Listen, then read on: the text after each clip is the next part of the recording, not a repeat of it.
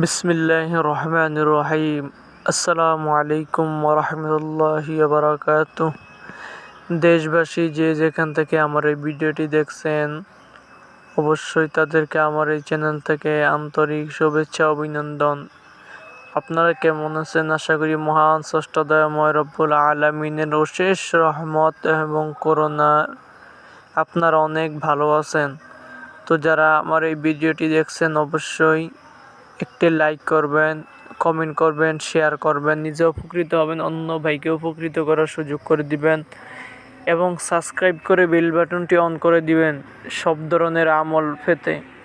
ইনশাআল্লাহ আমি অনেক উপকারী আমল দেওয়ার চেষ্টা করব আপনাদেরকে ইনশাআল্লাহ। আমার চ্যানেলে অনেক ভিডিও আছে, আপনারা দেখে আসতে পারেন। ইনশাআল্লাহ করবেন, 100% ফলাফল পাবেন। তো কথা দীর্ঘায়িত লম্বা না করে তা আমি মূল আলোচনার মধ্যে চলে যাই। যে আলোচনাটি হলো, কোন দোয়ার কারণে আমি ফলাফল পাইছি।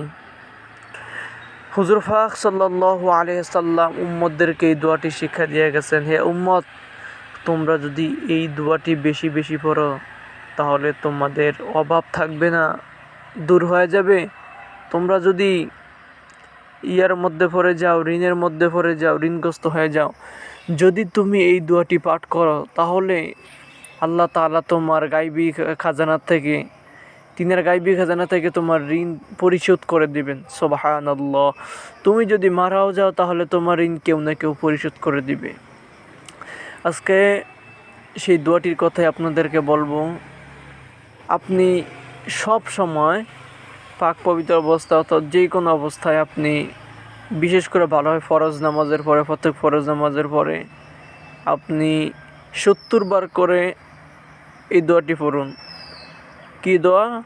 কেউ যদি ঋণগ্রস্ত হয়ে থাকেন, অনেক টাকা ঋণী হয়ে আছেন, অনেক টাকা ঋণী হয়ে আছেন বা বিভিন্ন ঋণগ্রস্তর মধ্যে আছেন, ধার আনছেন, টাকা দিতে পারেন না, তাদের জন্য এই আমলটি।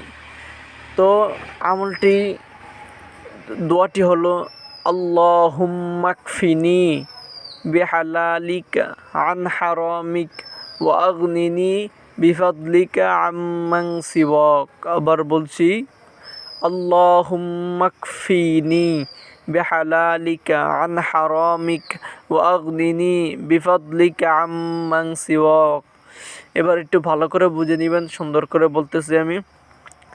আল্লাহুম্মা কফিনি বিহালালিকা আন হারামিকা ওয়া আগনিনি বিফাদলিকা আম্মান সিওয়াক। এই দোয়াটি বেশি বেশি পড়বেন, ইনশাআল্লাহ অতি দ্রুত ফলাফল লাভ করবেন। আল্লাহ তাআলা আমাদেরকে আমল করার তৌফিক দান করুন, আমিন।